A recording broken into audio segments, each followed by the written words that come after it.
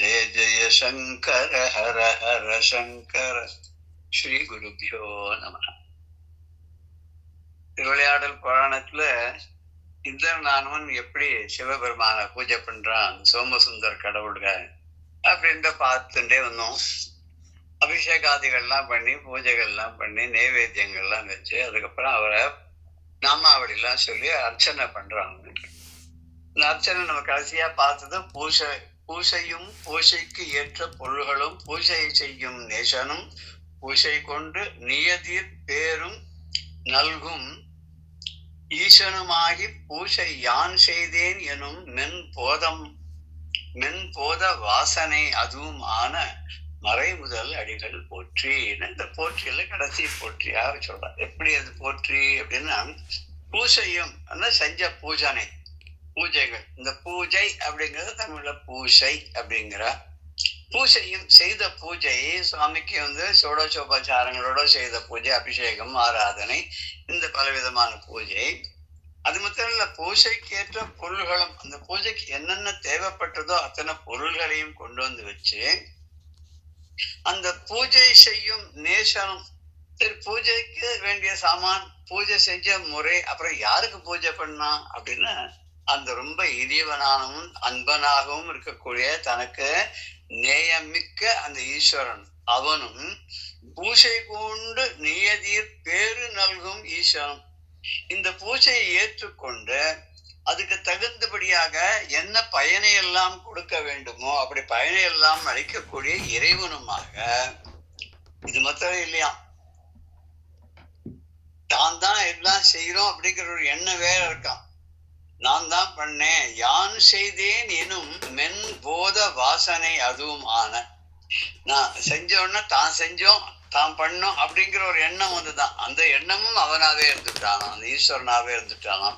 அப்படி அதுவுமான மறைமுதல் அடிகள் போற்றி. மறைமுதல் வேதத்துக்கெல்லாம் முதல்வனாக இருக்கக்கூடியவன், தலைவனாக இருக்கக்கூடியவன் ஏற்பட்ட அந்த இறைவனே போற்றி. அப்படி உள்ளொன்று வைத்த வெளியில ஒன்று சொல்லாதுக்கு அப்படியே எல்லாம் ஒத்துக்கிறான். நான் பண்ண பூஜையும் நீதான், பூஜைக்கேற்ற பொருள்களும் நீதான், பூஜை செய்த முறையும் நீதான், அதுக்குரிய ஈசனும் நீதான், அந்த பூஜையை ஏற்றுக்கொண்டு அருள் தரக்கூடியவன் இறைவனுமாகிய அவனும் நீதான், நான் தான் பூஜை செய்தேன் அப்படின்னு சொல்லக்கூடிய என்னுடைய மனதுக்குள்ள இருக்கக்கூடிய எண்ணம் இருக்கே அதுவும் நீயே தான். இப்படி எல்லாவும் ஆன இறைவா, வேத நாயகா, வேதத்துக்கு முதல்வனாக இருக்கக்கூடியவனே போற்றி வணங்குகிறேன் அப்படிங்கிற. நேயன் அப்படின்னு அன்பன் அர்த்தம். நியதி பூஜை கொண்டு நியதிர் பேரு நல்கும். நியதின்னா முறைப்படின்னு அர்த்தம். இன்ன பண்ணா இன்ன கிடைக்கும் இருக்கு இல்லையா, இந்தந்த செயல்களுக்கு இன்னென்ன பலன்கள் அப்படின்ற மாதிரி இவன் செஞ்ச பூஜைக்கு உண்டான என்ன பலன் உண்டோ அதுதான் நியதின முறையான அப்படின்னு அர்த்தம். ஏது அப்படின்னா பயன், என்ன பயன், இது என்ன கிடைக்கும், ஏது கிடைக்கும் அப்படின்னு அது எனக்கு என்ன இது பண்ணனால அப்படின்னா அந்த பேரு அப்படின்னு அர்த்தம். என் போத வாசனை, நான் தான் பண்ணேன் அப்படின்ற கூடிய ஒரு மயக்கத்தை தரக்கூடிய அந்த தற்பெருமையோடு கூடிய தான்கக்கூடிய அகங்காரம் போல அது ஒத்துக்கிறான். நான் பண்ணேன் அப்படிங்கிறத மனசுக்குள்ள இருந்தது அப்படிங்கிறதையும் ரொம்ப வெகுடியாக ஒத்துக்கிறாங்க. அப்பேற்பட்ட இந்திரனானுடைய பூஜை பண்ண உடனே அவனை பார்த்து இப்படி போற்றி பூஜை பண்ணின உடனே அந்த இந்திரனை பார்த்து கேட்கிறார். ஈஸ்வரன் உடனே பிரத்யட்சம் ஆயிட்டார். பூஜை பண்ணோன்னு உடனே சந்தோஷமாயிட்டு, சந்தோஷமாக வெளியில வந்தார். என்ன நின்று ஏத்தினானை இந்நகை சிறிது தோன்ற முனைவன் அடியார் எண்ண முடிப்பவன் அருட்கண் நோக்கால் உன்னது வேட்கை யாது இங்கு உரை என விரைய தாழ்ந்து சென்னிமேல் செங்கை கூப்பி தேவகோன் இதனை வேண்டும். என்ன இப்படி போற்றி போற்றின்னு துதி செய்து இப்படி எல்லாம் சொல்லி என்று என்ன பண்ணா, அப்படி அந்த ஈஸ்வரனை விடாத அப்படி ஸ்தோத்திரம் பண்ணா இல்லையா. எப்படி முறைப்படி செய்யணுமோ அப்படி முறைப்படியாக ஸ்தோத்திரம் செய்து பூஜை பண்ணி எல்லாம் பண்ணோன்னு அதனால மனம் வளர்ந்த ஈஸ்வரனானவன் என்ன பண்ணார், உடனே பிரத்யட்சமாய் இந்திரன் நோக்கி சொல்ற, அவன் யார், அவர் எவருக்கும் இறைவன், எந்நாட்டவர்க்கும் இறைவா போற்றின்னு சொல்ற போது எல்லா நாட்டுக்கும் இறைவனாக விளங்கக்கூடியவன், முத்தவன், எல்லோருக்கும் முதல்வனாக இருக்கக்கூடியவன். அவன் என்ன பண்றான்னா அடியார்களுடைய எண்ணங்களை எல்லாம், விருப்பங்களை எல்லாம், ஆசையெல்லாம் அப்படியே முடிப்பவனா. அத மனசுல நினைக்கும் போதே அதை கொடுத்துடுவானாம். என்ன அடியார்கள் கேட்கிறார்களோ அவளை கெஞ்செல்லாம் வைக்கிறது இல்ல. அவன் என்ன அடியார்கள் வருத்தப்பட்டாலோ அழுது புரண்டாலோ அவனுக்கு ஆகாது, மனசு ஆகாது. ரொம்ப இரக்கம் உள்ள சித்தத்தை உடையவன் ஈஸ்வரன். அதனால இவன் எண்ணின உடனேயே எண்ணியவற்றையெல்லாம் எண்ணியாங்க கொடுப்பவனாக இருக்கிறான். அப்படி மனசுல நினைச்செல்லாம் செய்து கொடுத்து முடிப்பவனாகி அந்த இறைவன் என்ன பண்றான்னா அப்படி லேசா ஒரு புன்னகை பூத்தான். அப்படி என்ன வேணும் உனக்கு? இவ்வளவுதான் பூஜை எல்லாம் பண்ணிட்ட, தேடின்னு வந்திருக்க, இத்தனை எல்லாம் செஞ்சிருக்க, இதெல்லாம் ஏதாவது எதிர்பார்த்து தானே வந்திருப்ப. எதிர்பாராத யாரும் பூஜை எல்லாம் பண்ணுவா இல்லையா? யாரையா ஒருத்தர் பத்தி உங்களை போல உண்டா சார், நீங்க எப்பேற்பட்ட ஆள் அப்படின்னு உடனே அவ சுதாரிச்சுடுவா. என்ன இன்னைக்கு பிரமாதமா இருக்க பீடிகைகள் எல்லாம் அப்படியே ஒரு ஸ்தோத்திரங்கள் எல்லாம் ஜாஸ்தியா இருக்க, என்ன சமாத்திரம், என்ன வேணும்னு சொல்லுங்க அப்படின்னு கேட்கிறாள் இல்லையா? அது பகவானுக்கு தெரியாதா இவன் மனசுல என்ன இருந்ததுன்னு? இது என்னவோ வேண்டி வந்திருக்கானே என்ன அப்படின்னு கேட்கறதுக்காக அடியாருடைய மனதில் இருக்கக்கூடிய எண்ணங்களை எல்லாம் முடிக்கக்கூடியவனாக இருக்கக்கூடிய அந்த இறைவன் என்ன பண்றான்னா லேசா ஒரு புன்னகை பூத்து அப்படி அருள் பார்வை பார்க்கறானோ. அப்படி அருளோடு கூடிய கண்ணோடு அவன் நோக்கி பார்த்து, அப்பா உனக்கு என்ன வேணும், உன்னோட விருப்பம் என்ன, மனசுல என்ன நினைச்சுன்னு வந்திருக்க, எதுக்காக இத்தனை சிரமப்பட்டு பூஜைகள் எல்லாம் பண்ண, உனக்கு என்ன வேணும்னு சொல்லு, நீ சொல்லுவாயாக அப்படின்னு கேட்கிறான். கேட்ட உடனே இந்திரன் என்ன பண்றான், உடனே அப்படி சந்தோஷம் ஆயிடுச்சு. பகவானே பிரத்யட்சமாயிடுச்சு. என்ன வேணும்னு கேட்கிறாரா, காலில் விழுந்து வணங்கி தன்னுடைய கைகளை எல்லாம், அது கை சிவந்து இருக்கான். பூஜையெல்லாம் பண்ணி எல்லாம் முடிச்சோன்னா அந்த சிரமம் கூட தாங்கலையா, கை அவ்வளவு சிவந்து போச்சான். அப்பேற்பட்ட சிவந்த கரங்களை எல்லாம் தலைக்கு மேல குவித்து கொண்டு இது மாதிரி எனக்கு வேணும்னு கேட்கறான். ஏதோ ஒண்ணு கேட்கணும். என்ன கேட்கணும்? பகவானே கேட்கும் போது என்ன வேணும்னு கேட்கும் போது கேட்கறது தானே ஒரு கேட்டு அந்த சந்தர்ப்பத்தை நமக்கு சாதகமா ஆக்கி கொள்றது தானே ஒரு புத்திசாலித்தனம் இல்லையா? அது இவனும் என்ன கேட்கிறான், என்ன அப்படின்னா என்னன்னு இது மாதிரியாக ஸ்தோத்திரம் செய்த நின்று ஏற்றினானை, இப்படி பூஜை செய்து வணங்கி தொழுதவனை, அந்த இந்திரனை இந்நகை சிறிது தோன்ற, இந்நகை இனிமையான நகை, புன்னகை சிறிது தோன்ற, கொஞ்சம் அப்படி லேசா சிரிச்சு, அககாலாம் சிரிக்க கூடாது. அவர் அககாலாம் சிரிச்சான்னு எதிர்க்கிறவ எரிஞ்சு போயிடுவான் இல்லையா? முப்புறங்களை மாய சிரித்தவன் தானே அவன் இல்லையா? அப்படி சிரிச்சே 3 புறங்களும் எரிஞ்சு போச்சுன்னு சொல்றாரு இல்லையா? அதனால மென்னகையா லேசா சிரிக்கணும். கடைக்கண்ணால் தான் பகவான் பார்க்கணுமா, நேர பார்க்க கூடாதான். அது பகவான் ஆனாலும் சரி, ராஜாவானாலும் சரி, நேர் பார்வை கூடாது, ராஜா திருஷ்டி கூடாது அப்படின்வா. அது மாதிரி ராஜாதி ராஜன், ராஜாக்களுக்கெல்லாம் தலைவனாக விளங்கக்கூடிய சோமசுந்தர கடவுள் அவரும் ராஜாவா இருந்தவர் இல்லையா? அதனால அவருடைய நேர் பார்வை கூடாதான். அதாவது கடைக்கண் பார்வைதான் வேணுமா. அவர் கடைக்கண்ணால பார்க்கிறார். எப்படி பார்க்கிறாருன்னா அப்படி லேசா ஒரு புன்முறுவல் பொறுத்து அப்படி கண்ணால லேசா அப்படி பார்க்கிறார். எப்படி பார்க்கிற, அந்த முனைவன் அடியார் என்ன முடிப்பம், அதாவது எல்லாரும் கேட்கறதுக்கு முன்னாடியே பக்தர்கள்லாம் விரும்பி இது வேணும்னு சொல்றதுக்கு முன்னாடியே அவருடைய எண்ணங்களை முடிக்கக்கூடியவனான அந்த இறைவன் சற்றே சிரித்து அருட்கண் நோக்கால், தன்னோட அருள் மிகுந்த பார்வையாலே, கண்களாலே, அப்படியே கடைவிழி பார்வையாலே, உன்னது வேட்கை யாது, உன் மனசுல என்ன நினைச்சிட்டு இருக்க, நீ என்ன வேணும்னு கேட்க போற, உன்னோட ஆசை என்ன, அத நீ இங்கு உரை, இங்கு நீ சொல் அப்படின்ற. இப்ப நீ சொல்லு, தைரியமா சொல்லு, உனக்கு என்ன வேணும்னு சொல்லு அப்படின்னு சொல்லுன்னு கேட்கிறான். உரை என விரை தாழ்ந்து உரை என விரையன இந்த மாதிரி சொல்லு, உனக்கு என்ன வேணும்னு சொல்லு அப்படின்னு சொன்ன உடனே அந்த இந்திரன் என்ன பண்றான், தன்னுடைய சென்னி மேல் செங்கை கூப்பி, சென்னி மேல் அப்படின்னு சென்னின தலையின் அர்த்தம். சென்னியது உன் பொத்திருவடி தாமரை சிந்தையுள்ளே மன்னியதும் திருமந்திரம் பட்டர். சென்னியது உன் பொத்திருவடி தாமரை, என் தலைமையில நான் சூடிக்கொண்டது உன்னுடைய திருவடி தாமரைகள். மன்னியது உன் திருமந்திரம், நான் வாய் எப்ப போத்தாலும் முணுமுணுத்துட்டே இருக்கக்கூடாது, உன்னுடைய திருமந்திரம் தான். அப்படி முறையே பண்ணியது என்று முன் பரமாகம பத்ததியே. நான் வழிபாடு செய்யக்கூடியது என்னுடைய முறைகள் பூஜைகள் எல்லாமே என்னன்னா அதுதான் பத்ததி. உன்னோட பூஜை பண்றதுக்கு உனக்கு எப்படி பூஜை பண்ணணும்னு சொல்லிட்டாலோ அந்த முறைப்படிதான் நான் பண்ணேன் அப்படி அவர் சொல்ற மாதிரி இங்க அதே அர்த்தத்தில் தான் சொல்ற. என்ன வேணும் அப்படின்னு சொல்லு அப்படின்னு. உன்னது வேட்கை யாது இங்கு உரையென விரைய தாழ்ந்து, அதாவது தலை வணங்கி தலை குனிந்து சென்னி மேல் செங்கை கூப்பி, தன்னுடைய சிறமேல் தலைக்கு மேல தன்னுடைய கையை கூப்பி, அதாவது சரணாகதி பண்ணி, ஆண்டவா உங்ககிட்ட நான் அடைஞ்சுட்டேன் அப்படின்னு சொல்லி தேவர்கோன் இதனை வேண்டும். தேவர்கோன் தேவர்களுக்கெல்லாம் தலைவனாக வழங்கக்கூடிய கோன் அரசன் இந்திரன் தேவராஜன். அவருக்கு தேவராஜன் ஒரு பேர் இருக்கு இல்லையா? தேவர்களுக்கெல்லாம் அரசனாக இருக்கக்கூடிய அந்த தேவராஜன் அவன் இதை தான் கேட்கறான். இந்த பரமேஸ்வரன் இன்ன வேண்டும் சொல்றான். தான் கேட்கல, இன்ன வேண்டும் சொல்ல போறான். என்ன சொல்ல போறான்? அதுக்கு முன்னாடி நகை அப்படின்னு ஒரு வார்த்தை வருது இல்லையா? நகை, இனிமையான நகைன்னா புன்னகைன்னு அர்த்தம். முன்னவன் அனைவருக்கும் மூத்தவன் முதல்வன் அப்படின்னு அர்த்தம். அவ்வளவா சுவாமிதான் முதல்வன் அப்படின்னு சொல்ல.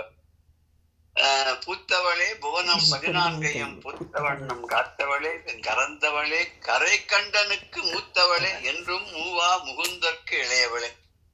அது சொல்ற மூத்தவளேங்க, பரமேஸ்வரனுக்கும் மூத்தவளாக இருக்கக்கூடியவள் அப்படின்னு. அது எப்படி பரமேஸ்வரனுக்கும் மூத்தவளாக இருக்க முடியும் அப்படின்னு சொன்னாக்க, அதுக்கு சைவ சித்தாந்தத்துக்கு முன்னாடியே சாக்தம் வந்துவிட்டதாக ஒரு ஐதீகம். அதுல பரமேஸ்வரனுக்கும் முன்னாக அவருடைய பக்தி வழிபாடு நெறியானது தோன்றிற்று அப்படின்னா மூத்தவளே அப்படின்னு சொல்ற.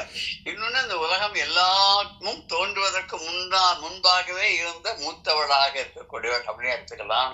சக்தியாக இருந்து எல்லாருக்குள்ளயும் பிரம்மா விஷ்ணு சிவன் மூவருக்கும் அவளுக்கு உள்ளுக்குள்ள சக்தியாக இயங்கி அவ செய்யக்கூடிய தொழிலுக்கு உபகாரம் பண்றதுனால அவ மூத்தவள், அவளுக்கு மூத்தவள் அப்படின்னு சொல்லி எடுத்துக்கலாம். நம்ம அப்படிப்பட்டவ கேட்கிறான், உனக்கு என்ன வேணும் அப்படின்னா தலைமையில கை வைத்து இவனை பார்த்து கேட்கிறான். முன்னவன் எல்லாருக்கும் முதல்வனாக இருக்கக்கூடியவன். வேட்கை, வேட்கைன்னா தாகம்னு ஒரு அர்த்தம், வேட்கைன்னா விருப்பம்னு அர்த்தம். என்ன வேணும், எனக்கு என்ன ஆசை அப்படிங்கிறது அவங்ககிட்ட பகவான்கிட்ட கேட்கறது. இத விரைவாக கேட்டானாம். விரைய தாழ்ந்து அவங்க சொல்லு அப்படின்னு சொன்ன உடனே கிடுகிடுன்னு அப்படியே தலையை தாழ்ந்து உடனே அவசரமா கீழே விழுந்து வணங்கி தலைக்கு மேல கை கூப்பி கேட்க ஆரம்பிச்சான். என்ன எது வேணாலும் டக்குன்னு கேட்டுடணுமா. கேட்டுட்டு அப்புறம் மனசு நமக்கும் சரியா வராது, சொல்ல தோணாது, ஏழா கூடமா கேட்டுரும். பகவானுக்கும் மனசு மாறி போயிடக்கூடாது. சரி நீ யோசனை பண்ணி வை, நான் அப்புறம் வரேன்னு சொல்லிட்டு போயிட்டாருன்னா மறுபடியும் தபஸ் பண்ணணும். அதனால உடனே கேட்டுட்டான். அவன் என்ன கேட்கிறான் அப்படின்றத அடுத்த பாடல்ல சொல்ற.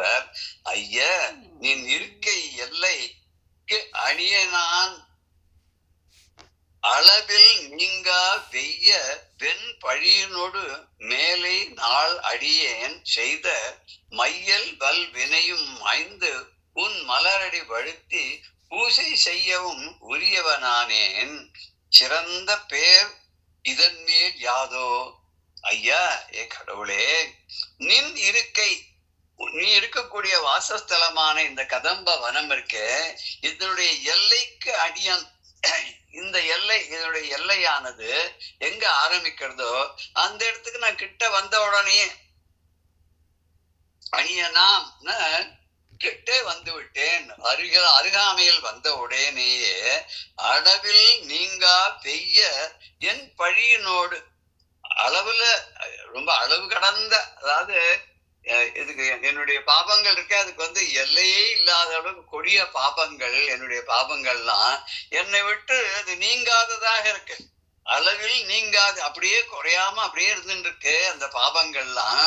அந்த பாபங்கள் எல்லாம் நீங்கா வெய்ய என் பழியினோடு, என்னுடைய பாபமானது, நான் செய்த வினைகளானது இப்ப என்ன தடுத்து கொண்டு வந்த அந்த பிரம்மஹத்தி தோஷமானது இத்தனையோடு, அது மாத்திரம் இல்லையா, அதுக்கு முன்னாடி செஞ்ச என் பழியினோடு மேலே நாள் அடியேன் செய்த மையல் வல் வினையும். மேலே நாள்னா முன்னாட்கள், இதுக்கு முன்னாடி இப்பதானே இந்த குருவை பாபம் வந்தது, அந்த பிரம்மஹத்தி தோஷம் துரத்த ஆரம்பிச்சது. அதுக்கு முன்னாடியுமே நான் நிறைய பாவங்கள்லாம் பண்ணிருக்கேன், அதெல்லாம் சேர்ந்துட்டு இருக்கு. அந்த பாபத்தினுடைய பலன்களையும் கூட நீ என்ன பண்ணிட்ட அப்படின்னு கேட்டாக்க, எல்லாத்தையும் அந்த தீரும்படியா பண்ணிட்ட. முற்பிறப்புகள்ல நான் இந்திரனாகத்துக்கு முன்னாடி என்னென்ன பண்ணியிருந்தேனோ அந்த பாபங்கள்னால, நான் மயக்கத்தினால நான் என்னென்ன செஞ்சேனோ அது அந்த என்னுடைய அடியனுடைய மயக்கத்தினால சொன்ன என்னுடைய தன்னிலையில் இல்லாம செய்தது அதெல்லாம் கூட எல்லாத்தையும் வலிய தீவினைகளும் அழிந்து நாங்க வந்த உடனே உன்னுடைய எல்லையை விதிச்ச உடனே எல்லா பாவங்களும் ஒருங்கே என்னை விட்டு ஓடிவிட்டன. இப்ப செஞ்ச பாவம், முன்ன செஞ்ச பாவம், முற்பிறவிகள்ல செய்த பாவம், தெரிந்து செய்த பாவம், தெரியாது செய்த பாவம், அறிந்தே செய்த பாவம், அறியாமல் இழைத்த பாவம், இப்படி எல்லா பாவங்களும் என்னை விட்டு அழிந்து போயிடுது. அதனால நீ இப்ப என்ன பண்ணணும்னு வேற ஒண்ணுமே வேண்டாம். உன்னுடைய தாமரை போன்ற திருவடிகள், உன்னுடைய மெல்லிய மென்மையான பத தாமரைகள் இரண்டையும் வணங்கி எப்போதும் தொழுது பூசை செய்யும் உரியவன் ஆனேன். இப்ப எல்லா பாவமும் நீங்கி விட்டதனால நான் ஒரு தூய்மையானவனாக ஆகிவிட்டேன். அப்படி தூய்மனாக ஆனதுனால உள்ளத்துல தூய்மையோட அந்த அக தூய்மை புற தூய்மை ரெண்டும் தூய்மையாகி, ஏன்னா அந்த பொற்தாமரை குளத்துல இறங்கி குளிச்சுட்டு வந்ததுனால புற தூய்மை ஆயிடுத்து. அழகா உடம்புல ருத்ராட்ச மாலையெல்லாம் போட்டுன்னு திருநீர்லாம் அடித்து சுத்தமாக வந்திருக்கான். இப்ப சுவாமிக்கு பூஜையும் பண்ணியாச்சு. அந்த பூஜையில மகிழ்ந்து போய் இறைவனும் முன்னாடி தோன்றி உனக்கு என்ன வேணும்னு கேட்டாச்சு. இப்ப இதெல்லாம் ரொம்ப புனிதனாக ஆகிவிட்டானா. அந்த புனிதனாக ஆன நான் இப்ப உனக்கு பூஜை செய்யறதுக்குரிய தகுதியும் நான் பெற்று விட்டேன். இதை விட எனக்கு பெருசா என்ன கிடைக்கணும் இந்த உலகத்துல, என்ன கிடைக்கிறதுக்கு இதை விட பெரிய அரிய சிறந்த ஒரு பேரு என்ன இருக்க முடியும், ஒரு வரம் என்ன இருக்க முடியும் அப்படிங்கிற அணியன்ன அண்மைய அருகாமையை நெருங்கியவன் அர்த்தம். அந்த இடத்துக்கு கிட்டக்க வந்த உடனே அப்படின்னா மேலே நாள் செய்தன முந்தைய நாட்களில் செய்த பாவங்கள் அப்படின்னு அர்த்தம். ஐயா கடவுளே, நின் இருக்கை நீ இருக்கக்கூடிய வாசஸ்தலமான அதனுடைய எல்லைக்கு அணியனானேன். அதனுடைய எல்லையை நான் அடைந்த உடனேயே அளவில் நீங்கா, அளவுல கொஞ்சம் கூட குறையாத, என்னை விட்டு போகாத, என்னுடைய நீங்காத கொடிய பாவம் எல்லாம் வெய்ய வெண்பழியினோடு ரொம்ப கடுமையான கொடுமையான பெரும் பாவத்தோடு மேலே நாள் அடியேன் செய்த முன்னொரு காலத்துல இந்த பிறவிக்கு முன்னாடி இருந்த பிறவிகள்ல செஞ்சது, இந்த பாவத்துக்கு முன்னாடி நான் செய்திருக்கக்கூடிய தீவினைகள் எல்லாமே என்ன பண்ண முற்பரப்புகள், அதுக்கு அப்புறம் செஞ்சது எல்லாம் அதோட என்னோட மயக்கத்தினால செய்யப்பட்ட அத்தனையும் அடியனேன் செய்த மையல் பல் வினையுமாய். மையல் அப்படின்னு சொன்னாக்க ஒரு காமத்தினால செய்த பழி பாபங்கள் ஏதாவது இருந்தா அதுவும் எல்லாமே அந்த மயக்கத்தை எல்லாம் தரக்கூடிய, மயக்கத்தினால் வரக்கூடிய அந்த தீவினைகள் எல்லாவற்றையும் அழித்து மாய்த்து உன் மலரடி வழுத்தி பூஜை செய்யும் உன்னுடைய திருப்பாதங்களை எல்லாம் பணிந்து உனக்கு பூஜை செய்யக்கூடிய பெரும் பேரையும் நான் அடைந்தவனாக ஆகிவிட்டேன். அப்பேற்பட்ட உரியவனாகி ஆன பிறகு இதை விட சிறந்த பேரு, இதை விட பெரிய பேரு, இதை விட அருமையான ஒரு பாக்கியமானது வேற என்ன எனக்கு இருக்க முடியும்? அதன் மேல் யாது உளதோ, வேற ஏதாவது இருக்கோ? சிறந்த பேரு இதன் மேல் யாதோ, இதுக்கு மேல் என்ன பேர் இருக்கும்? இதுவே எனக்கு ரொம்ப பெருசு அப்படின்னு சொல்றான். சொல்லிட்டு நிக்கல, ஏதாவது ஒண்ணு கேட்கணுமே. பகவான் கேட்கும் போது கேட்போமே, அந்த ஆப்பர்ச்சுனிட்டிய யூஸ் பண்ணி கேட்கலாமே அப்படின்னு சொல்லிட்டு, இன்ன நின் பாத போதே இவ்வாறே என்றும் பூஷித்து உன் அடியாருள் நானும் ஓர் அடி தொண்டனாவேன், அன்னதே அடியேன் வேண்டத்தக்கது என்று அடியில் விழுந்த மன்னவன் தனக்கு முக்கண் வரதனும் கருணை பூத்து. ரொம்ப சிம்பிளான ஒரு பாடல். இன்ன நின் பாத போதே இவ்வாறே என்றும் பூஷித்து, இன்ன இப்படியாக நின் பாத போது, போதுன்னா தாமரை, போதில் பெறமன் அப்படின்னு சொல்ற, போதில் பெறமன் புராரி முராரி பொதியமுறி காதி பொறுபடை கந்தன் கணபதி முதல் சாதித்த புண்ணியர் எண்ணிலர் போற்றுவர் தையலையே அப்படின்னு அபிராம்பட்டர் சொல். யாரெல்லாம் அம்பாளை பணியரா அப்படின்னு வரும்போது அந்த பாடலை சொல்வார். இங்க போது அப்படின்னா தாமரைன்னு அர்த்தம். இந்த போதுங்கிறத வச்சுட்டு விளையாடி இருப்பார். ஒரு அபிராமி அம்மை பதிகத்துல போது போது போது போதுன்னு போதுங்கிற அளவுக்கு அதுல வந்து விளையாடி இருப்பார். அந்த ஒரு போதுக்கும் இப்போது அப்போது எப்போது அப்படின்னு மலர் போது அப்படின்னு வரும்போது இந்த மாதிரி நிறைய இந்த போது வச்சுட்டு அந்த கிட்டத்தட்ட 10-15 இடத்துல சொல்லியிருப்பேன். அது இன்னொரு சந்தர்ப்பத்துல முடிஞ்சு போது அதை நம்ம வந்து நினைவு கூறலாம். இன்னும் என் பாத போதே இவ்வாறே என்றும் பூசித்து, இவ்வாறு இந்த மாதிரியாக உன்னுடைய திருவடி தாமரைகளையே, பாத போது திருவடி தாமரைகளையே இவ்வாறே என்றும் பூசித்து, இந்த மாதிரி இன்னைக்கு நான் எப்படி உனக்கு பூஜை பண்ணணும் அதே மாதிரி எப்பொழுதும் உன்னை வழிபட்டு உன் அடியார்கள் யானும், உன்னோட பக்தர்களுக்குள்ள உன்னுடைய இவன் அடியார்களுக்குள்ளே யானும் ஓர் அடித்தொண்டனாவேன், நானும் உனக்கு ஒரு அடிமையை போல ஒரு தொண்டனாக இருப்பேன், நானும் தொண்டனாவேன், எனக்கு வேற ஒண்ணுமே வேண்டாம். எத்தனையோ அடியார்கள் சிவபக்தர்களுக்கா நாயன்மார்களா இருக்கா இல்லையா, அது மாதிரி நானும் அவர்களுக்குள் ஒருவனாக ஒரு அடியவனாக ஒரு தொண்டனாக உனக்கு தொண்டு செய்யக்கூடிய வாய்ப்பை பெற்றவனாக நான் ஆவேன், நான் இருக்க வேண்டும். அதுக்குதான் நீ வழி பண்ணணும்.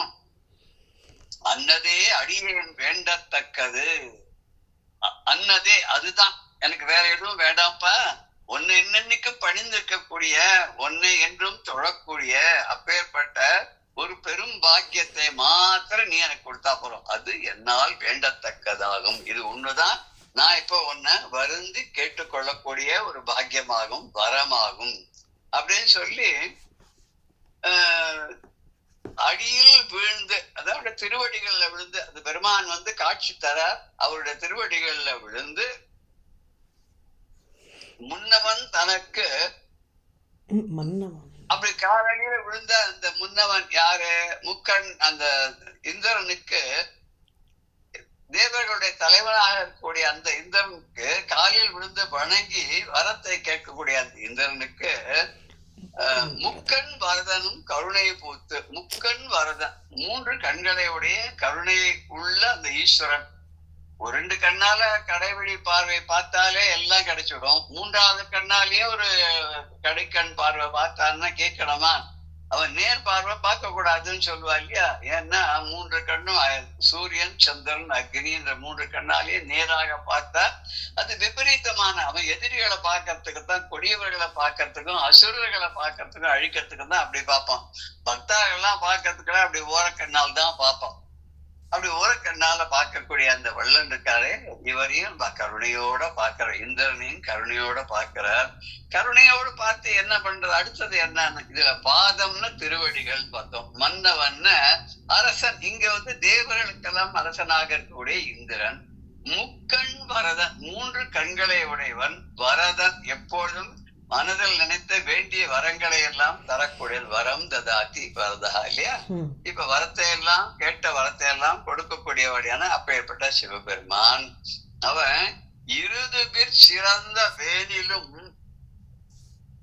மதியாது 2 சிறந்த வான் தகரும் பொறுவிரார் அகையில் சிறந்த சித்திரையும் திடீனில் சிறந்த பூரணையும் மறு சித்திரைதோறும் வந்து வந்து அருச்சி ஓர் வருடம் தெரியும் நான் 365 செய்து அர்ச்சனை பயன் எழுதும். இப்படி கொஞ்சம் கட்டமிட்டான்னு ஒரு பாடலா இருக்குல்ல. இருவேர் சிறந்த ருதுனா ருத்து, இந்த ருத்துக்கள்னா 6 பருவங்கள் நம்ம சொல்றோம் இல்லையா. இப்பதான் வசந்த ருத்து ஆரம்பிச்சிருக்கா, வசந்த ருத்து, அதுக்கப்புறம் வசந்த கிரீஷ்ம வருஷா சரத் ஹேமந்த சிசிர. சரத் ருத்து அப்புறம் வருஷா ருத்துவா இல்ல, முன்னாடி வருஷா முதல்ல வந்துரும், ஹேமந்த ருத்து சிசிர ருத்து, அதுக்கப்புறம் வந்து திருப்பியும் வசந்தம், ஏதோ ஒண்ணு விட்டுட்டோம். இல்ல கிரீஷ்ம, வசந்தத்துக்கு அப்புறம் கிரீஷ்ம ருத்து, அப்புறம் கிரீஷ்ம ருத்து இல்லையா, வெயில் காலம், கோடைக்காலம். ஆமா, கிரீஷ்ம ருத்துக்கு அப்புறம் வருஷா மழை, வருஷா அப்புறம் சிசிர இல்ல சரத், அப்புறம் சரத் இலையுதிர் காலம், இலையுதிர் காலம், அதுக்கப்புறம் முன்பனி பனி. வரிசை கிரமம் மறந்து போயிடுறது. இங்க ரித்து அப்படின்னு சொன்னாக்க அந்த இது பருவம்னு அர்த்தம். 2 மாசம் ஒரு பருவம் இல்லையா ரிது.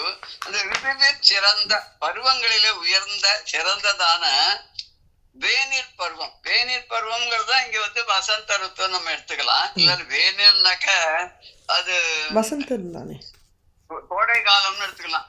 கோடை காலம்ன்றதுக்கு நம்ம என்ன சொல்றோம், கிரீஷ்ம ருத்துன்னு சொல்லியா. வேநீர் பருவம் சொன்னாக்க வெயில்னு எடுத்துக்கலாம், இல்ல 2 விதமா வசந்த ருத்துன்னு எடுத்துக்கலாம். மாதம் 12 சிறந்த சித்திரை மாதம். இந்த 12 மாசங்கள்ல ரொம்ப சிறந்த மாதம் எதுன்னா சித்திரை மாசமா. அதுல ஒப்பற்ற நாள் என்ன அப்படின்னு சொன்னாக்க சித்ரா நட்சத்திரம். மீன்களுள் சிறந்த சித்திரை நாள். மீன்கள்னா ஸ்டார், மீன்னா விண்மீன்கள். விண்மீன்கள் சொன்னா நட்சத்திரம் அப்படின்னு சொல்றோம். அந்த நட்சத்திரத்திலேயே சிறந்தது, மாசத்தில் சிறந்தது சித்திரை. அவர் மாசம் மார்கசீர்ஷகான்னு அவர் சொல்றார் கிருஷ்ணன். இங்க மாதங்கள் சிறந்தது வந்து சித்திரை அப்படின்னு இவர் சொல்றார். சித்திரை மாசத்துல அது சிறந்த நட்சத்திரம் என்று சொல்லக்கூடிய சித்ரா நட்சத்திரம். இந்த இவாள கூட இந்த மந்திரங்கள்லாம் சொல்லிவோ, அந்த வேத அதெல்லாம் சொல்லும் போது கூட சித்ரா நட்சத்திரம் பகவதின்னு சொல்லுவா இல்லையா. அதுனா அதுக்கு ஒரு விசேஷம் இருக்கு அப்படின்னு தெரியுது இதுல இருந்து. பூரணையும் கூடிய, பூரணை அப்படின்னா பௌர்ணமி. பௌர்ணமி சேர்ந்தவங்க சித்ரா பௌர்ணமி. சித்ரா பௌர்ணமிக்கு சித்திரை திங்களில் சித்திரை நாள்தோறும் அந்த சித்திரை மாசத்துல சித்ரா நட்சத்திரத்துல பூர்ண சந்திரனாக இருக்கும் போது அப்பெல்லாம் நாள்தோறும் அந்த மாதிரி மாசத்துக்கு ஒரு நாள் 12 மாசத்துல 12 நாள் வந்து அச்சிப்பாயாக நீ அங்கே தேவலோகத்திலேருந்து இங்க வந்து எனக்கு நீ அர்ச்சனை பண்ணு, பூஜை பண்ணு, அது போறோம். நீ ஒரு ஆண்டு 365 நாட்கள், ஒரு ஆண்டுங்கிறது அந்த ஆண்டுக்குரிய 365 நாட்களிலும் நீ அர்ச்சனை பண்ணி பூஜை பண்ணாலும் என்ன பலன் உண்டாகுமோ அந்த பலனானது உனக்கு இதுல கிட்டும். நீ இப்படி வந்து மாசத்துக்கு ஒரு நாள் சித்திரை மாசத்துல ஆரம்பிச்சு ஒரு மாசமும் சித்திரை நட்சத்திரத்தன்னைக்கு வந்து நீ அர்ச்சனை பண்ணேன்னாக்க அது வந்து ரொம்ப, அதாவது சித்திரை மாசம் சித்ரா பௌர்ணமிக்கு தொடங்கி ஒரு மாசம் சித்திரை நட்சத்திரத்துல வந்து நீ பூஜை பண்ணி அர்ச்சனை பண்ணேன்னா உனக்கு வந்து எல்லா நல்ல பயன்களும் கிடைக்கும் அப்படின்னு சொல்லி அவர் சொல்றார். ருத்து அப்படின்னா பருவம். மதி அப்படின்னாக்க மதினா புத்தின்னு சொல்லலாம். மதினா மாதம், திங்கள். திங்கள்னாலும் மாதம், திங்கள்னா சந்திரன், மதினாலும் சந்திரன். மதி திங்கள் ரெண்டுக்கும் மாசம் அப்படின்னு சொல்லுவார். வான்தகர் அப்படின்னாக்க வான்தகர், வான்தகரும் 2வது அடியில் இருக்கு இல்லையா. சிறந்த வான்தகரும் அப்படின்னா அது வந்து ஆடு அப்படின்னு சொல்றான். சித்திரா நட்சத்திரத்துக்கு உள்ள உருவம் வந்து ஆடாம். அதனால அது அப்படி சொல்ற. தாரகை நட்சத்திரம், தாரகை நட்சத்திரம். இந்த வான் தகரும் சிறந்த வான் தகரும் அப்படின்னு சொல்ற. தாரகையில் பொறுபி தாரகையில் அப்படின்னு சொல்லி அது அப்படி பிரிக்கணுங்க. இந்த தாரகையில்னா நட்சத்திரங்களிலே பூரணை அப்படின்னா பௌர்ணமி நாள். பூரணை பூரணமாக இருக்கக்கூடிய அந்த நட்சத்திரத்தன்னைக்கு சித்திரை மாசம் சித்திரை நட்சத்திரத்தன்னைக்கு பூர்ணச்சந்திரனுக்கும் அப்படின்னு சொல்றா இல்லையா. அது வந்து சௌரமானத்துல அது வராதுங்க அப்படின்னு சொல்ற. அது ஏதோ ஒரு 2-3 வருஷத்துக்கு ஒரு தடவை தான் ரெண்டும் சேர்ந்து வரும். மித்தபடி எல்லாம் பார்த்தாக்க சந்திரமானத்துலதான் வந்து அந்தந்த மாசத்துல அந்தந்த பௌர்ணமி அன்னைக்கு அந்த மாசத்தோட பேர் இருக்கிற நட்சத்திரம் இருக்கும் அப்படின்னு சொல்லி சொல்றாரு. அது சாந்திரமானத்துலதான் வருது, சௌரமானத்துல வரல அப்படின்னு கூட சொல்லுவா. இப்படி வந்து ஒரு மாசமும் நீ வந்து அந்த நட்சத்திரத்தன்னைக்கு வந்து நீ பூஜை பண்ண அப்படின்னு சொன்னாலே நீ 365 நாளும் செய்த பூஜையினுடைய பலன் உனக்கு கிடைக்கும் அப்படின்னு சொல்றார். துறக்க நாடணைந்து சுத்த பல்போகம் துய்த்து மேன் மல பரிபாகம் பிறக்க நான்முகன் மால் முதர் பெரும் தேவர் பெரும் பதத்தாசையும் பெறவும் மறக்க நாம் வீடு வழங்குவதும் என்ன வழங்குதும் என்ன வாய்மலர்ந்து அருளுவான் கருணை சிறக்க நாள் வேத சிகை எழும் அநாதி சிவபரன் சுடர் விடை கொடுத்தான். இந்த பரமேஸ்வரன் வரனை கொடுத்துட்டான். என்ன வரன, நீ மாசம் சித்ரா நட்சத்திரத்தை அன்னைக்கு எனக்கு பூஜை பண்ணிட்டு போனா நீ வருஷம் 365 நாள் பூஜை பண்ணனுடைய பலன் உனக்கு கிடைக்கும், நீ சௌக்கியமா சந்தோஷமா இருப்பேன்னு சொல்லிட்டு அது பலனையும் சொல்லணும் இல்லையா? என்ன பலன் கிடைக்கும்னா எல்லாம் நல்ல பயன் கிடைக்கும் சொல்லாச்சு. நல்ல பயன் என்ன அப்படின்னு சொல்லும்போது அதை இந்த பாடல சொல்றாரு அவர். துறக்க நாள் அணைந்து சுத்த பல் போகம் துய்த்து மேன் மல பரிபாகம் பிறக்க நான்முகல் மால் முதற் பெருந்தேவர் பெரும் பதத்து ஆசையும் பெறவும் மறக்க நாம் வீடு வழங்குவதும் என்ன வாய்மலர்ந்து அருள்வான் கருணை சிறக்க நால்வேத சிகை எழும் அநாதி சிவபரஞ்சுடர் விடை கொடுத்தான். இந்த சிவபரஞ்சோதியாக விளங்கக்கூடிய அந்த இறைவன் பரமேஸ்வரனானவன் இந்திரனுக்கு விடை கொடுத்து அனுப்பினான். அப்படி எப்படி விடை கொடுத்து அனுப்பினான்? துறக்க உலகத்தை அடைந்து தூய்மையான பல போகங்களை எல்லாம் அனுபவித்து, துறக்க உலகம் அப்படின்னு சொன்னாக்க இந்த உலகத்தை துறந்து நீ மேலுலகத்தை அடைந்து வானுலகத்துக்கு சென்று உன்னுடைய நாடான வானவர் உலகமான தேவர் உலகத்தை அடைந்து தூய்மையான பல போகங்களை அனுபவித்து, அப்பழுக்கு இல்லாத கல்மஷம் இல்லாத பாபத்தை விளைவிக்காத தூய்மையான பல போகங்களை எல்லாம் சுகங்களை எல்லாம் அனுபவித்து பின்பு அதுக்கப்புறம் மல பரிபாகம் உண்டாகன உனக்கு கல்மஷங்கள்னால குற்றங்கள்லாம் நீங்க பெற்று எந்த விதமான குற்றங்களும் உன்னை நாடாதவாறு உன்னை அணுகாதவாறு நீ இருந்து மல பரிபாகம் உண்டாக நீ அப்படிப்பட்ட தூயவனாக உன்னை எந்த ஒரு கல்மஷம் நெருங்காதவாறு பிரம்மன் திருமால் முதலிய பெரிய பெரிய தேவர்கள் பதவிகள் கூடிய விருப்பமும், அதாவது உனக்கு அவளை பார்த்து பொறாம வரக்கூடாது. பிரம்மாவை பார்த்தோ விஷ்ணுவை பார்த்தோ இல்ல மற்ற தேவர்கள் பதவியில் இருக்கக்கூடிய விருப்பத்தை பார்த்தோ இதெல்லாம் பார்த்து நாம அந்த மாதிரி அடையணும் அப்படிங்கக்கூடிய அந்த விருப்பம் எல்லாம் ஒழிய அந்த ஆசையற்ற ஒரு நிலைக்கு உன்னை கொண்டு போய் வச்சுட்டு நாம் என்ன பண்ணுவோம் உனக்கு அப்படின்னா வீடு பேற்றே வழங்குவோம், உனக்கு முக்தியை தருவோம். நீ இப்படியே ராஜாவா இருந்துட்டு இந்திரனா இருந்துட்டு நீ வேற எதுக்கும் ஆசைப்படாத. நான் மகாவிஷ்ணுடைய பதவிக்கு வரணும்னோ இல்லைன்னா எந்த பிரம்மாவுடைய பதவிக்கு வரணுமோங்கிற ஆசையெல்லாம் விட்டுட்டு எந்த விதமான மனதுல ஒரு ஆசையும் இல்லாதவனாக நீ இருந்து அப்ப ஆசையற்றவனாக நீ எப்பொழுது ஆகிறாயோ அப்பதான் உனக்கு மோட்சம் உனக்கு கிடைக்கும், சாயுஜ்யம் கிடைக்கும். அந்த மோட்ச சாயுஜ்யத்தை நான் உனக்கு அந்த வீடு அப்படின்னா அறம் பொருள் இன்பம் வீடு 4வது அந்த வீடை அந்த மோட்சத்தை அந்த முக்தி எனும் பெரும் பேத்தை வழங்குவோம், நாம் உமக்கு அருள் பாலிப்போம், அதை நான் உனக்கு தருவேன் அப்படின்னு சொல்லி திருவாய் மலர்ந்தருளி அப்படி பரமேஸ்வரனானன் மகிழ்ந்து இந்த மாதிரி மொழிகளை கூறினார். எப்பேற்பட்ட ஒரு கருணை, எப்பேற்பட்ட ஒரு ஆசீர்வாதம் கொடுத்துட்டு சிறந்த அருள் ததும்ப அப்படியே ஒரு உவமையே சொல்ல முடியாத ஒரு மிகச்சிறந்த அருள் ததும்ப கருணை மிகுந்ததாக இருக்கக்கூடியதான 4 வேதங்களின் முடிவாக விளங்கக்கூடிய 4 வேதங்களுடைய சாரமாகவும் முடிவாகவும் இருக்கக்கூடிய உபனிஷத்துக்களிலே சொல்லியிருக்கக்கூடிய அந்த பரமேஸ்வரனானவன் அந்த சிவபரம் ஜோதியாக இருக்கக்கூடிய பரஞ்சோதியாக இருக்கக்கூடிய அந்த இறைவனான பரமேஸ்வரனானவன் இந்திரனுக்கு விடை கொடுத்து அனுப்பினான். இந்திரனுக்கு நீ நல்லபடியா போயிட்டு இனிமே எந்த தப்பு தண்டாவும் பண்ணாத, எந்த வம்புலையும் மாட்டிக்காத, எந்த விதமான ஆசைகளுக்கும் உட்படாதவனாக இருந்து கொண்டு நல்லபடியாக நீ ஆட்சி செய்து அந்த மகாவிஷ்ணுவுக்கும் பிரம்மாவுக்கும் அவ இருக்கக்கூடிய பதவியை காட்டிலும் சிறந்த பேரான உனக்கு அந்த முக்தி நான் உனக்கு தருகிறேன், நீ போய் சௌக்கியமா போயிட்டு நல்லபடியா இருந்து பழையபடியான தப்பெல்லாம் திருப்பி பண்ணாத அப்படின்னு சொல்லி அனுப்பிச்சு விடுறார். மல பரிபாகம்னு மலங்களினால் ஏற்படக்கூடிய குற்றங்கள் நீங்க.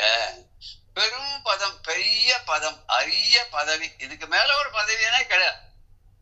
ஒரு நாட்டுல பெரிய பதவி சக்கரவர்த்தி, அந்த சக்கரவர்த்தி பதவிக்கு மேல கிடையாது. அதனால வான நாடருக்கு அவன் வந்து தலைவனாகக்கூடியான், வானை ஆளக்கூடிய வானவர் உலகத்தை ஆளக்கூடிய இந்திர பதவியிலே இருக்கக்கூடியவன். இனிமே நீ அடுத்த நீ எதுக்கு முயற்சி பண்ணணும் அப்படின்னா, இனிமே கண்ட கண்ட ஆசையெல்லாம் வச்சுக்கூடாது, அல்ப ஆசைகள்லாம் வச்சுக்கூடாது, அல்ப சந்தோஷத்துக்கெல்லாம் நீ ஆசைப்படக்கூடாது.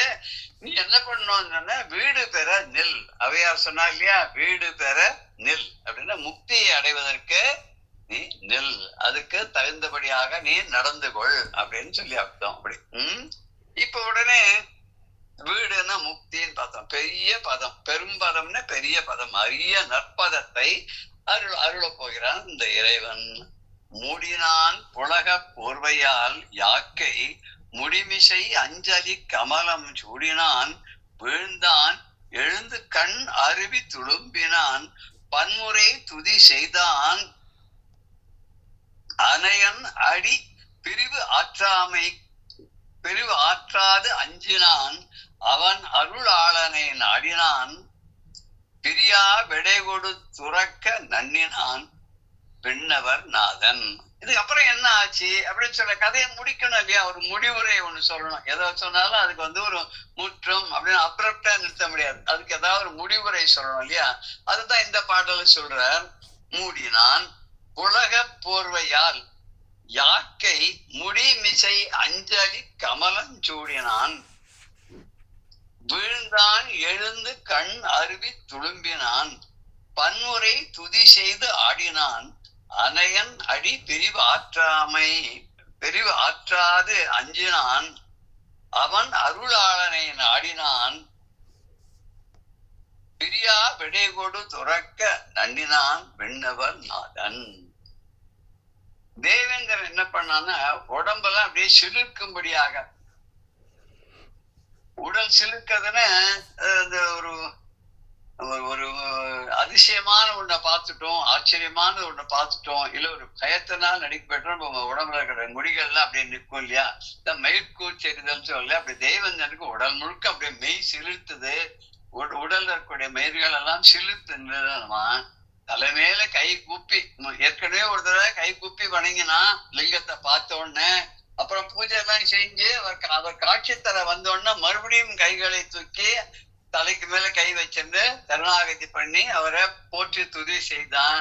இப்ப போயிட்டு வரேன்னு சொல்லிட்டு அவர்கிட்ட வரத்தை வாங்கிட்டு கிளம்பும் போதும் நன்றி பெருக்கால தலையின் மேல கை கூப்பி வச்சுட்டு அதுக்கப்புறம் என்ன பண்ணா பெண்ணை மறுபடியும் கீழே வந்து இன்னொரு வாட்டி நமஸ்காரம் பண்றான். பெரியவாளை எத்தனை தடவைனாலும் நமஸ்காரம் பண்ணலையே, வந்தவனோ நமஸ்காரம், அதுக்கப்புறம் அவள்கிட்ட பேசிட்டு போது நமஸ்காரம், போயிட்டு வரேன்னு சொல்ற போது அப்போ ஒரு நமஸ்காரம்.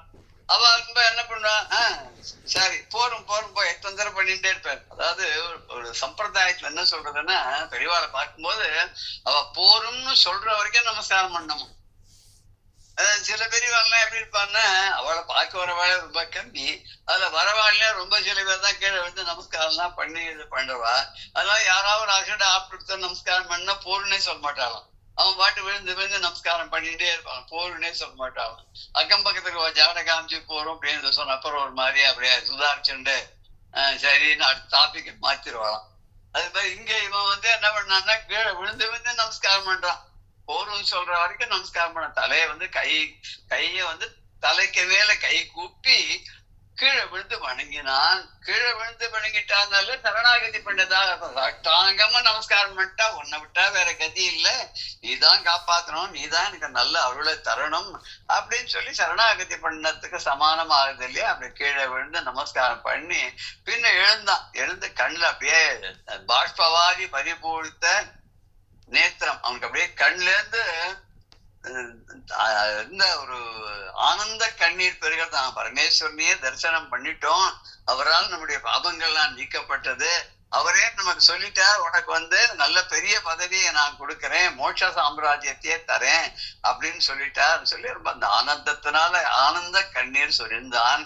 அப்படி சொரிந்து பல முறையும் அப்படியே போற்றி ஆட்டமான ஆட்டம் ஆடுறான். இந்த மாதிரி பரமேஸ்வரனை பார்த்து, பரமேஸ்வரனுக்கு அவனே கூத்து பிரியன் தானே, அவனுக்கு கூத்தன்னு பேர் இல்லையா, கூத்தாடி, அவனே ஒரு கூத்தாடி இல்லையா. அதனால அவன் வந்து யாராவது ஆட்டத்தை பார்த்தா அவனும் ஆடிடுவான் அப்படின்னு சொல்லுவான். கணங்கள்லாம் ஆட அந்த கணங்களை பார்த்து அவனும் கூட ஆடிடுவானா.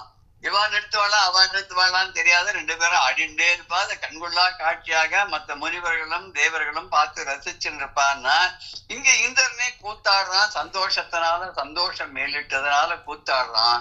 அப்புறம் இறைவனுடைய திருவடிகளை பிரிஞ்சு போகணும். அங்கிருந்து போறதுக்கு ஆச்சு, போயிட்டு வான்னு சொல்லிட்டாரு அவர். போயிட்டு வான்னு சொன்ன அப்புறமா நம்ம கதவை சாத்தி வெள்ளம் சொல்ற வரைக்கும் இருக்க முடியுமா? போயிட்டு வான்னா சரி கிளம்பிடணும், நம்ம மரியாதையா கௌரவமா கிளம்பணும் இல்லையா?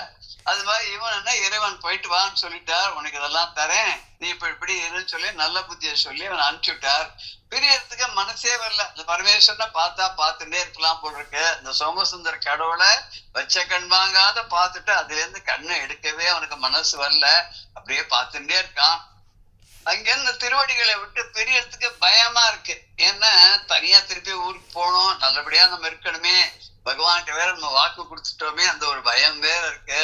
அங்கிருந்து போறதுக்கும் முடியல, போறதுக்கு மனசும் வரல. அப்படிப்பட்ட என்ன பண்றான்னா, அந்த இறைவனுடைய ஆணையின்படி, ஏன்னா பகவானே சொல்லிட்டார் போயிட்டு வாப்பா அப்படின்னு சொல்லிட்டார் இல்லையா, இனிமே சரி அங்கிருந்து கிளம்பிடலாம்னு சொல்லி அவகிட்ட இருந்து பெரியா விடை பெற்று அவனுடைய சொந்த ஊரு, எந்த ஊர், அவனுடைய ஊரு விண்ணுலகத்துக்கு சென்றான் அப்படின்ற பாடல். இதுல புலக போர்வைன்னு உடல் முழுக்க மயில் கூச்சு எரிப்ப அப்படின்னு, துளும்பினான்னு சொரிந்தான், அப்படி கண்ணுல இருந்து நீர் துளியா கொட்டித்துன்னு அர்த்தம். துறக்கர் உலகம் அப்படின்னா தேவர்களுடைய உலகம் அப்படின்னு அர்த்தம். இதுக்கு அடுத்த பாடல், இந்த படலத்துல கடைசி பாடலா 97வது பாடல். வந்து அற மங்கையர் கவரி மருங்கு வீச மந்தாரங் கற்பகம் பூரும் பூ மாறி துற்ற அந்தர நாட்டவர் முடிகள் அடிகள் சூட இராணி முளை தடந்தோய் தோய்ந்து அகலந்தெண்டோள் பிந்தமென செம்மாந்து விம்மும் காம வெள்ளத்துள் உடல் அழுந்த உள்ளம் சென்று சுந்தர நாயகன் கருணை வெள்ளத்தாழ்ந்து தொன் துறையின் முறை செய்தான் துறக்கநாடன். வந்து அறமங்கையர் கவரி மருங்கு வீச மந்தாரம் கற்பகம் பூமாய் தூற்ற அந்தர நாட்டவர் முடிகள் அடிகள் சூடவ இராணி முளை தடந்தோய் தோய்ந்து அகலன் திண்டோள் பிந்தமென செம்மாந்து விம்மும் காம வெள்ளத்துள் உடல் அழுந்த உள்ளன் சென்று சுந்தர நாயகன் கருணை வெள்ளத்து ஆழ்ந்து தொன்முறையின் முறை செய்தான் துறக்கநாடன். இந்த தெய்வ மகளிர்கள்லாம், அங்க கூட தேவலோகத்து பெண்கள் எல்லாம் சாமரம் வீசுகிறார்கள். மந்தாரம் கற்பகம் சொல்லக்கூடிய பூ மழைகள் எல்லாம் பொழிகிறார்கள். தேவர் உலகத்துல தேவர்கள் எல்லாரும் கீழே விழுந்து அவனை வணங்கும் போது அவருடைய முடிகள்லாம் இவனுடைய இந்திரனுடைய அடி தாமரையில விழுந்து, இந்திராணி பக்கத்துல உட்காந்துட்டா. ரொம்ப நாள் கழிச்சு, ரொம்ப வருஷம் கழிச்சுன்னா பிரிஞ்சிருந்தா இப்ப மறுபடியும் பிரிந்தவர் கூடினால் பேசவும் வேண்டுமோன்னு ஒரு கம்மா நாட்டாழ்வார். அப்படி இந்திராணி பக்கத்துல உட்காந்துட்டா. இப்ப தேவராஜனாக உட்கார்ந்துருக்கான். அவன் மார்புல சாஞ்சுண்டு அப்படி ஆனந்த வெள்ளத்துல அப்படியே ஆழ்ந்திருக்கான். அப்படி அவன் எப்படி இருக்கானா, அந்த விந்திய மலை போல அவனுக்கு ஒரு அப்படி அட்டகாசமா அப்படி உட்கார்ந்துட்டு இருக்கானா. அவன் மேல சாஞ்சுண்டு உடல் அவன் மேல சாய்த்து வச்சுண்டு மனசு சோமசுந்தர கடவுள் மேல இருக்கான். இந்த உடல் இந்திராணி மேல சாய்ச்சுட்டு இருக்கானே தவிர, அந்த இதுல அரசு கட்டில உட்கார்ந்து இருக்கானே தவிர மனசெல்லாம் எங்க இருக்குன்னா சோமசுந்தர கடவுள் மேலேயே இருக்கு. அங்கேயே இருக்கு. அங்க நின்று பார்த்துட்டு அவருக்கு பூஜை எல்லாம் பண்ணது, அவருக்கு காட்சி கொடுத்தது, அவனுக்கு வரம் கொடுத்தது, அப்புறம் போயிட்டுவான்னு ஆசீர்வாதம் பண்ணது, இது எல்லாத்தையும் நினைச்சு சந்தோஷப்படுறான்.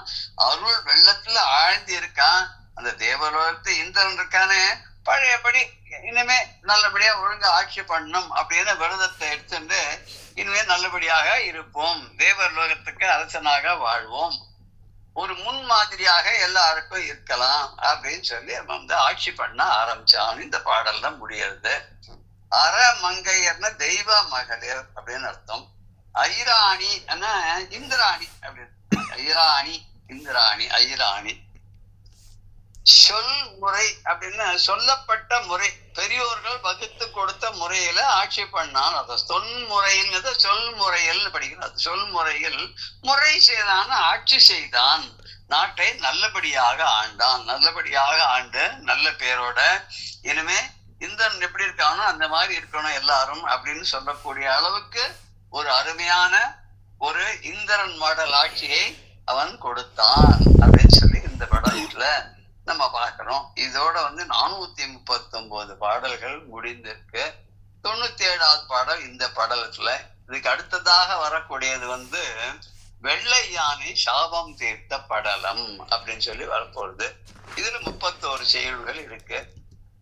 இது என்ன, வெள்ளை யானையினுடைய சாபம் என்ன, அது எதுக்காக சாபம் கிடைச்சது, ஏன் அந்த சாபம் இப்ப எப்படி போச்சுங்கிறத நம்ம அடுத்த செஷன்ல விரிவாக நம்ம பார்க்க இருக்கோம். ஜெய ஜெய சங்கர, ஹர ஹர சங்கர், ஸ்ரீ குருபியோ நம. ராம் ராம்.